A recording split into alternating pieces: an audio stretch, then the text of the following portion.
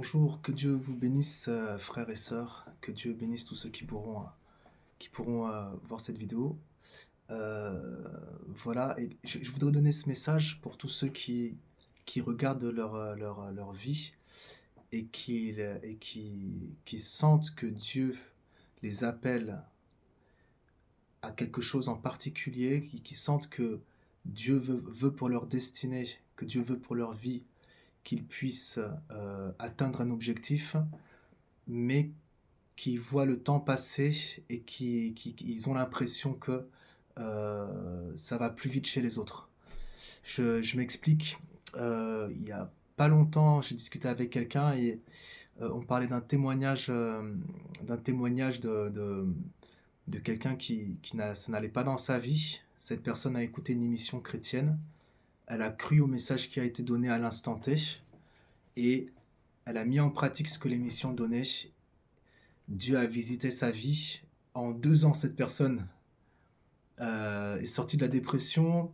Cette personne a trouvé sa femme et cette personne s'est fait baptiser, a trouvé une église. Cette personne s'est fait baptiser et cette personne est devenue pasteur. Et, euh, et donc on pourrait penser, on pourrait penser la remarque que cette personne me disait, c'est que Dieu agit vite avec certaines personnes et que d'autres, en fait, il prend du temps. Et quand j'ai entendu ça, j'ai réfléchi et dans mon cœur, je me suis souvenu de certains exemples de la parole de Dieu et j'ai décidé d'en parler. Pourquoi? Parce que non, vous savez, quand Dieu prend le temps de faire quelque chose, c'est que cette chose est bien faite. Et je voudrais en profiter pour dire à quelqu'un, même si tu vois autour de toi des personnes où tu as l'impression que Dieu visite leur vie et que du jour au lendemain, il y a une ascension fulgurante, enfin, ces personnes atteignent leur objectif rapidement. Ça ne veut pas dire que il y a ça ne veut pas dire que il y a deux poids deux mesures. Ça ne veut pas dire que Dieu euh, est bon avec certains et pas bon avec d'autres, ou que il y a des préférences, ou que le Seigneur visite certains plus que d'autres. Non, ça ne veut pas dire ça. Dans la Bible et dans la parole de Dieu, nous voyons que quand le Seigneur veut faire une œuvre dans la vie de quelqu'un, il prend le temps de préparer cette personne. Je voudrais vous citer Joseph. Je voudrais vous citer Joseph, donc Joseph, le fils de Jacob, le fils d'Israël. Quand Joseph est préparé, on voit Joseph, effectivement, on a l'impression que son ascension, elle est rapide, on a l'impression qu'elle est fulgurante. Je peux lire la parole de Dieu avec vous, hein, dans Genèse chapitre 41. Et lorsque vous connaissez l'histoire, lorsque Joseph interprète le rêve à Pharaon, directement, Pharaon l'élève. On peut le lire ensemble. Voilà, je lis au verset 37, hein, de Genèse 41. Le discours plut à Pharaon et à tous ses officiers, et Pharaon dit à ses officiers, trouverons-nous un homme comme celui-ci en qui soit l'Esprit de Dieu? Alors Pharaon dit à Joseph, après que Dieu t'ait fait connaître tout cela, il n'y a personne d'intelligent et de sage comme toi. C'est toi qui seras mon maître du palais, et, et tout mon peuple se conformera à tes ordres. Je ne te dépasserai que par le trône. Pharaon dit à Joseph, vois, je t'établis sur tout le pays d'Égypte. Et Pharaon ôta son anneau de sa main et le mit à la main de Joseph. Il le revêtit d'habits de lin fin, et lui passa au cou le collier d'or. Il le fit monter sur le meilleur char qu'il avait après le sien, et on criait devant lui Abrek, ce qui signifie laisser passer ou à genoux. Ainsi fut-il établi sur tout le pays d'Égypte. Et vous voyez, là, ce qui est intéressant dans cette histoire précise, c'est que Joseph, il se lève le matin, il est en prison, et en 24 heures, ou en moins de 24 heures, sa vie est changée. De la prison, il devient Premier ministre il devient premier ministre d'Égypte. Et quand on voit ça, on se dit: «Ouais, le Seigneur, en fait, peut prendre la vie des gens et les transformer très rapidement et très rapidement leur permettre d'atteindre ses objectifs». Et on peut être parfois frustré quand toi, tu vois que ça prend du temps pour ta vie, ça prend du temps, peut-être, je sais pas moi, ton exaucement prend du temps, tes projets prennent du temps, ta délivrance prend du temps,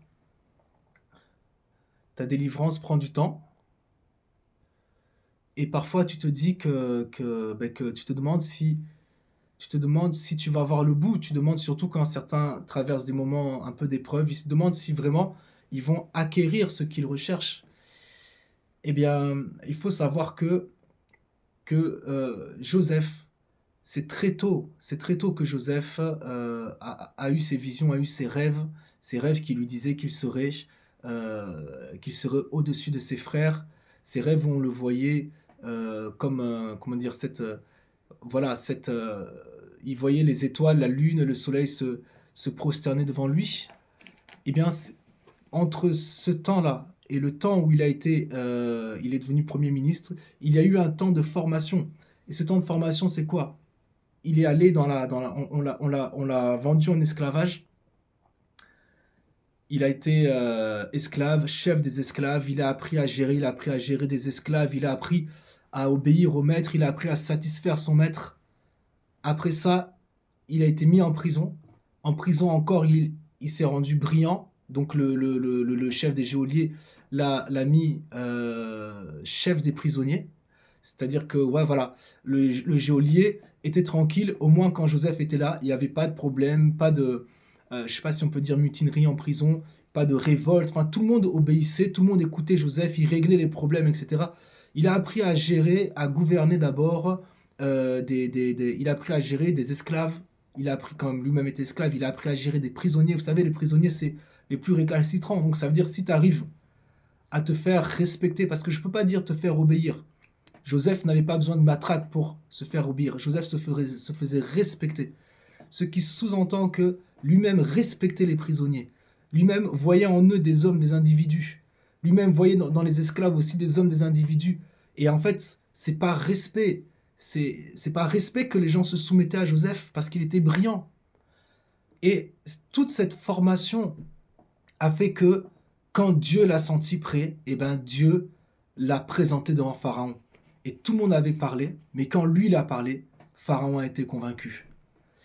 Et vous voyez que son ascension n'a pas été immédiate. Il a eu un temps de plusieurs années de formation avant de briller.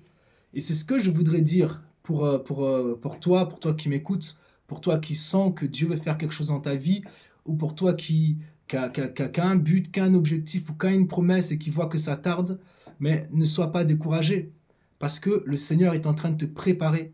Et quand en fait tu deviendras cette personne que tu dois devenir, quand tu atteindras cet objectif, tu te rendras compte que le chemin par lequel tu es passé, le chemin que tu as parcouru, était un chemin qui t'a fortifié. Et je peux encore citer David. David a eu 3 onctions par rapport à la royauté. La première, il était jeune. Je crois, d'après les textes, les historiens disent qu'il avait 12 ans ou 17 ans. Enfin, voilà.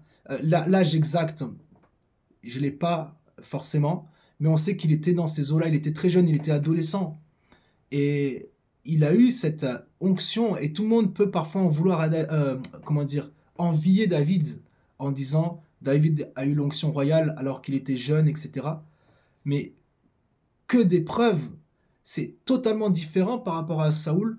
Saoul, aussitôt il a été consacré roi, aussitôt il a reçu l'onction du prophète Samuel, aussitôt Saoul, quelque temps après, est devenu roi et il a régné.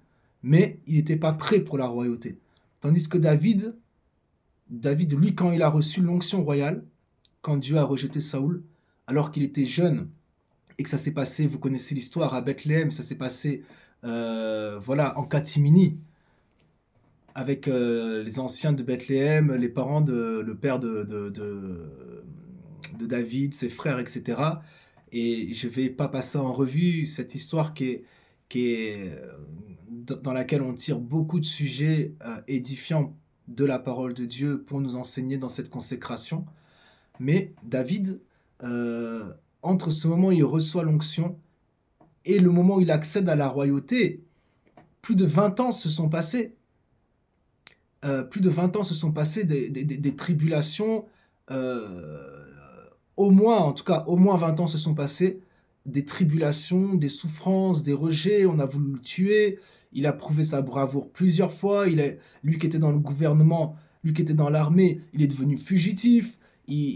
Ses parents étaient en danger, sa famille était en danger. Quand il s'est marié, ses femmes étaient en danger, ses enfants étaient en danger. Il a même changé de pays. Il a même dû donner ses services à un autre roi, etc. Il est devenu l'ennemi public numéro un avant lui-même de devenir roi. Et je voudrais en fait terminer cette réflexion sur ce passage où il devient roi dans 2 Samuel. Alors là, il a été roi d'Hébron en Juda. Et puis après, il sera roi d'Israël tout entier. Donc je vais faire la lecture dans 2 Samuel, chapitre 5. Chapitre 5 au verset 4, dans ma version en tout cas. David avait 30 ans à son avènement et il régna pendant 40 ans. À Hébron, il régna 7 ans et 6 mois sur Juda. À Jérusalem, il régna 33 ans sur tout Israël et sur Juda. Donc, il a dû attendre au moins 20 ans, au moins 20 ans de tribulation avant de... Il a reçu la promesse et il a attendu.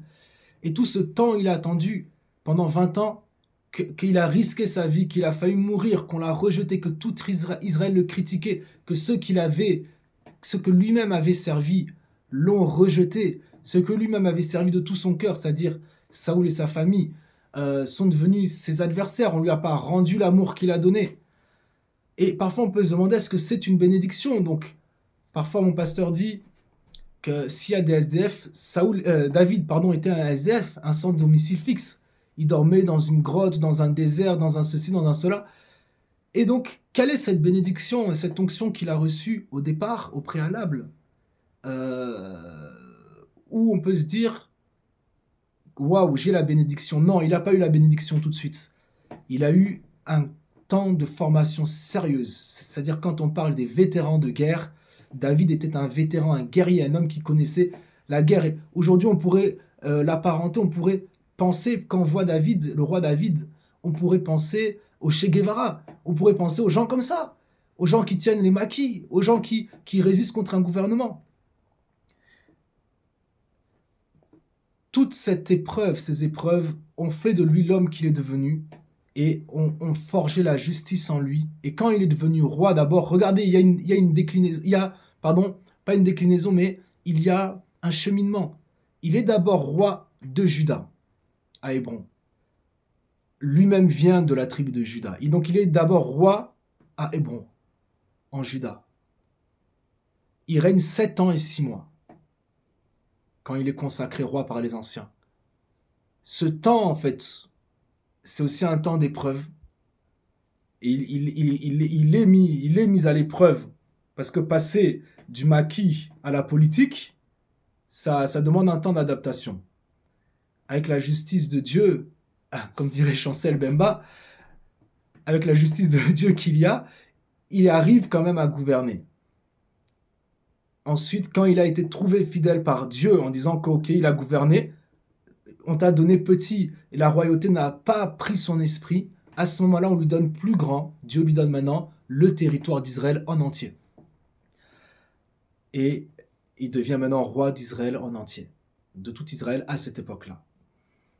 Alors, je voudrais encourager quelqu'un par cette exhortation biblique pour dire, tu as reçu une vision dans ton cœur, tu as une promesse, tu as reçu une prophétie, tu as une conviction, tu sais que Dieu t'appelle à faire quelque chose, tu sais que toi aussi, tu as le droit à une certaine stabilité, toi aussi, tu as le droit à vivre ce qui est dans ton cœur.